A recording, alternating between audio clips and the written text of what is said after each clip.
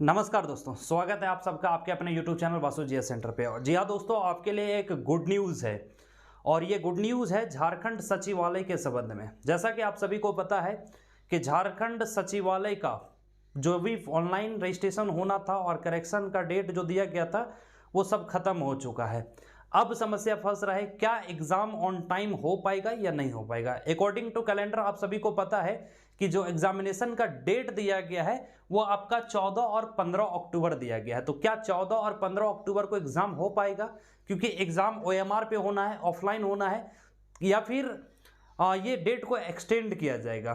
तो इन तमाम सवाल अब अपने दिमाग में आ रहा है, तरह तरह के सवाल जो हैं मन में उठ रहे हैं। साथ ही साथ एडमिट कार्ड को लेकर एक महत्वपूर्ण जानकारी जो जेएसएससी की ओर से निकल कर आ रहा है कि एडमिट कार्ड कब तक डाउनलोड हो सकता है। अब इसी से आप अंदाजा लगा सकते हैं कि आपका एग्जाम कब होने वाला है। ठीक है, चलिए आइए हम डिटेल में सब कुछ आपको बता देते हैं। जैसा कि आप सबको पता है कि झारखंड सचिवालय का सारे प्रोसेस लगभग हो चुके हैं ऑनलाइन रजिस्ट्रेशन। हालांकि इसका जो रिजेक्शन लिस्ट है अभी तक नहीं आया है, बहुत जल्द रिजेक्शन लिस्ट आ जाएगा। जो फॉर्म रिजेक्ट होंगे वो पूरा लिस्ट जारी कर दिया जाएगा। और टेंटेटिव डेट जो एग्जामिनेशन का बताया गया है वो है 14 और 15 अक्टूबर। क्या 14 और 15 अक्टूबर को एग्जाम हो पाएगा? एग्जाम जो आपका है वो ओएमआर पर है, मतलब ऑफलाइन एग्जामिनेशन है, आप सभी को पता है। और ध्यान रखेंगे ये जो 15 अक्टूबर का डेट है ये नवरात्रा शुरू हो रहा है, नवरात्रा इसमें शुरू हो रहा है। और 15 तारीख को सीजीएल का टेंटेटिव एग्जाम डेट दिया गया है कि 15 को हो सकता है, 14 और 15 को हो सकता है। ठीक है, हालांकि मिली जानकारी के अनुसार झारखंड सचिवालय का एडमिट कार्ड डाउनलोड होने की संभावना जो बताया जा रहा है वो second week of the October में इसका झारखंड सचिवालय का एडमिट कार्ड डाउनलोड होगा। तो second week of the October को अगर देखा जाए तो 8 से लेकर 14 तारीख के बीच में आपका जो एडमिट कार्ड है वो डाउनलोड हो सकता है, जो जानकारी मिल रही है। अभी इस पे कंफर्मेशन नहीं है कि इसी डेट में होगा, लेकिन अगर इस डेट में एडमिट कार्ड डाउनलोड होता है या एडमिट कार्ड के लिए लिंक जारी होता है, अगर एडमिट कार्ड आपको मिल जाएगा तो फिर इस 2 डेट में एग्जाम आपका ले लिया जाएगा। फिर नवरात्रा रहे या दुर्गा पूजा कुछ भी रहे उससे कोई मतलब नहीं है। लेकिन अभी एक सस्पेंशन बना हुआ है 15 तारीख वाले डेट से। ठीक है, क्योंकि इसमें नवरात्रा शुरू हो रहा है और एक बहुत ही बड़ा त्यौहार है, बहुत ही बड़ा पर्व है ये, इसलिए हो सकता है कि ये 15 वाले डेट को थोड़ा सा इधर उधर किया जा सकता है, लेकिन इसकी संभावना बहुत कम है। मैं संभावना बता रहा हूं इस आधार पे क्योंकि नवरात्रा बिगिन हो रहा है, शुरू हो रहा है। ठीक है, तो ऐसा नहीं कि ये चेंज ही हो जाएगा। एकदम ये मान करके चलिए 14 और 15 तारीख का जो डेट है, 14 और 15 अक्टूबर का, ये आपके लिए एकदम डेडलाइन है ना।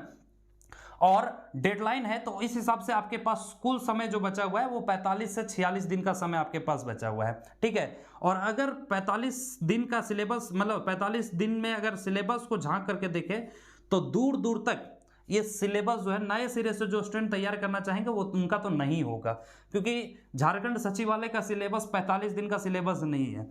तो देखिए, बहुत सारे स्टूडेंट्स जो काफ़ी सालों से लगे हुए हैं तैयारी में, बहुत सारे लोग काफ़ी महीनों से लगे हुए हैं, और 45 दिन का शेष समय आपके पास बचा हुआ है। अब इस 45 दिन को आप कैसे यूटिलाइज करेंगे, एकदम कैसे बेहतरीन ढंग से इस 45 दिन को आप यूज कर सकते हैं, इसका एक एकदम स्ट्रेटेजी हम आप लोगों को बता देते हैं ताकि आपका रिजल्ट हो सके, एक सीट आपका हो सके। देखिए, ज़्यादा कुछ नहीं करना है दोस्तों। आप सभी पेपर 2 और पेपर 3, मैं बार बार बताया आप सबको कि पेपर 2 और पेपर 3 यही आपका मेरिट में काम आएगा। ठीक है, बाकी पेपर 1 जो है, पेपर 1 आपका क्वालिफाइंग नेचर का पेपर है, इसलिए ये बहुत ज़्यादा इंपॉर्टेंट नहीं है। कोई भी प्रैक्टिस सेट कहीं से भी आप क्वेश्चंस को पढ़ लीजिए, 30% नंबर लाना कोई बड़ी बात नहीं है, because you are a graduate student. ठीक है, तो पेपर 2 में जिस लैंग्वेज को आपने चूज किया है, ठीक है, सपोज कि आपने खोटा को चूज किया है।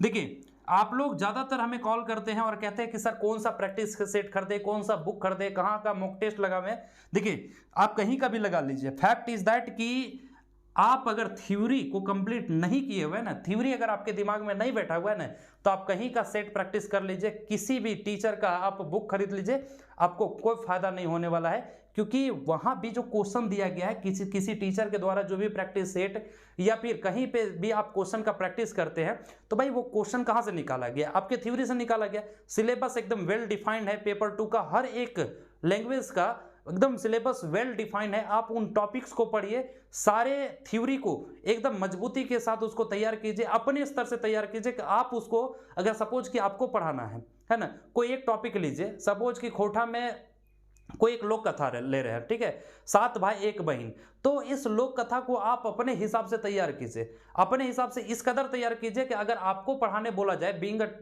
अगर आप पढ़ रहे हैं और आपको अगर टीचर्स की जगह पे खड़ा कर दिया जाए, आपके सामने 100 स्टूडेंट है, 100 स्टूडेंट्स को आप कैसे समझा पाएंगे?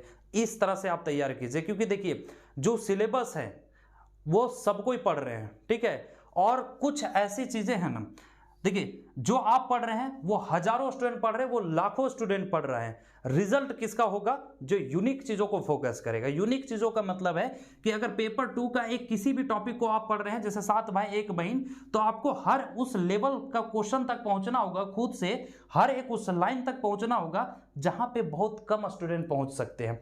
इससे आपको एक एक्स्ट्रा एडवांटेज मिल जाएगा। सोचिए ना कि अगर आपके पास 100 क्वेश्चन है पेपर 2 में, तो 100 क्वेश्चन में 80 क्वेश्चन तो ऐसा होगा ना जिसको सब करके आएंगे, जो पढ़े होंगे ना, अच्छे से पढ़े होंगे थोड़ा बहुत भी, वो 80 क्वेश्चन तो करके आएंगे।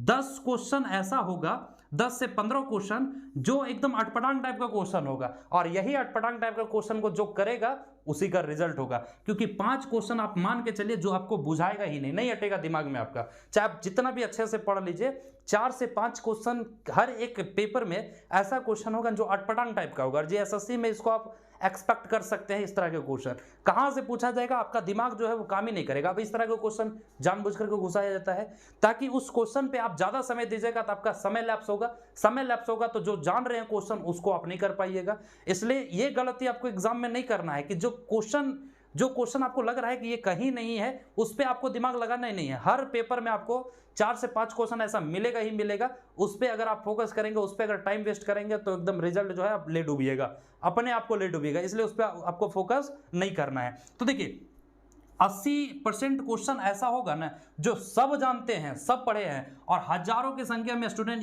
इतना क्वेश्चन को करके आएंगे। रिजल्ट उसी का होगा जो ये 10 से 15 यूनिक क्वेश्चंस होंगे ना हर एक टॉपिक में, हर एक टॉपिक से जो यूनिक क्वेश्चन निकलेगा, वही 10 से 15 क्वेश्चन जो होगा इसी में रिजल्ट बनेगा। और यही ऐसे ही स्टूडेंट्स का रिजल्ट होता है, ऐसे ही स्टूडेंट का सिलेक्शन होता है। ये पेपर 2 के लिए मैं बता रहा हूं। अगर आप खोटा रखे हुए तो भी ठीक है, नागपुरी रखे हुए हैं तो भी ठीक है ना, किसी भी लैंग्वेज को आप रखे हुए हैं, देखिए समस्या सबके साथ यही है, यूनिक चीजों पे ध्यान देना होगा, जिससे मतलब जिस पे नजर बहुत कम का जाता है उसको फोकस करना होगा। तो ये पेपर 2 का मसला सॉल्व हो गया। अब पेपर 3 में आप आइए।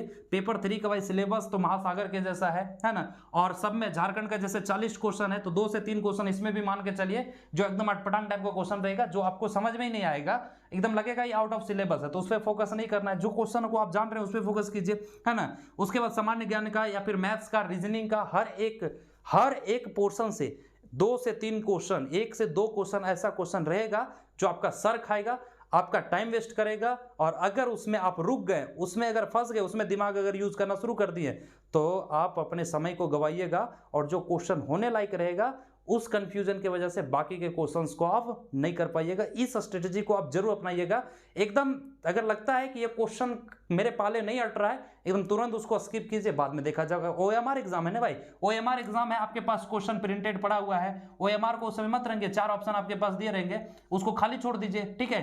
कहीं आप नोटिफाई कर लीजिए, देखिए इस क्वेश्चन को हमने नहीं किया, बाद में सारे जाने हुए क्वेश्चन को कर लेने के बाद जो ऑप्शन फिर जब समय बचेगा ना आपके पास, तब इन सारे क्वेश्चंस पे ध्यान लगाइए, ठीक है। और फिर 1 बार 2 बार 3 बार पढ़िए, क्योंकि कभी कभी क्वेश्चन क्या होता है ना कि एक बार पढ़ने के बाद समझ में नहीं आता है, उसको कई बार रिपीट कर करके पढ़ना पड़ता है, रिपीट कर करके पढ़ना पड़ता है, तो हमारा ब्रेन से एक मैसेज आता है, सिग्नल आता है कि सही बात, ये क्वेश्चन जो है यहाँ था, इस पोर्शन का क्वेश्चन है। तो ऐसे भी होता है स्टूडेंट्स के साथ, ठीक है। एग्जाम में ऐसा होगा क्योंकि एग्जाम का प्रेशर आपके ऊपर अलग रहेगा। तो देखिए इसमें भी मैंने आपको कटअप में बताया है कि अगर आप 100 क्वेश्चन को करके आते हैं ना, तब फिर बादशाह हैं, है ना। 100 क्वेश्चन को अगर आप करके आते हैं, 90 से 100 क्वेश्चन को भी अगर आप सही करके आते हैं ना दोस्तों, तो आप बादशाह हैं। कोशिश कीजिए कि पेपर 2 में आप 95 तक पहुंचिए, समझ रहे ना। अगर पेपर 2 में 95 तक पहुंचते हैं और अगर इसमें 90 क्वेश्चन को भी अगर करते हैं ना, तो आराम से आपका रिजल्ट हो जाएगा। अगर 1-2 क्वेश्चन इसमें पेपर 3 में लैक भी कीजिएगा और इसमें 95 96 क्वेश्चन को करके आइएगा ना, तो एकदम आप मान के चलिए कि एकदम रिजल्ट आपका हाथ में रखा हुआ मिलेगा, ठीक है।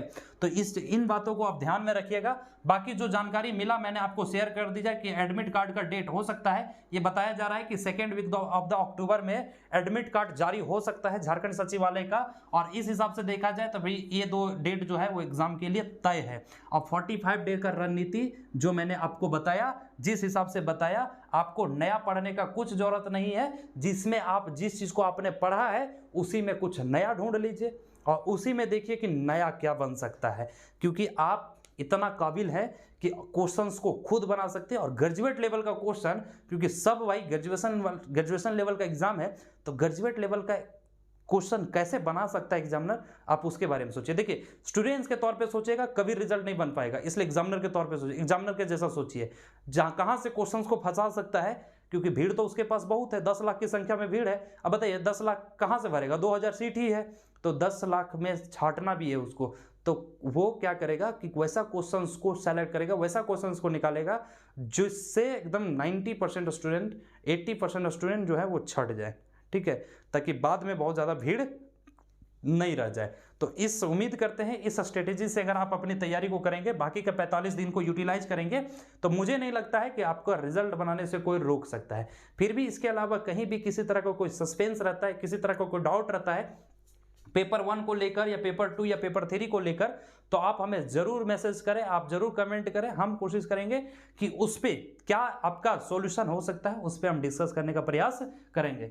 तो उम्मीद करते हैं सारी बातें आपको समझ में आ गई होगी और आप अपना एग्जाम का तैयारी अच्छे ढंग से मन लगा करके कर रहे होंगे और रिजल्ट ले करके आएंगे। तो मिलेंगे इसी तरह के नए वीडियोज के साथ, तब तक के लिए जय हिंद दोस्तों।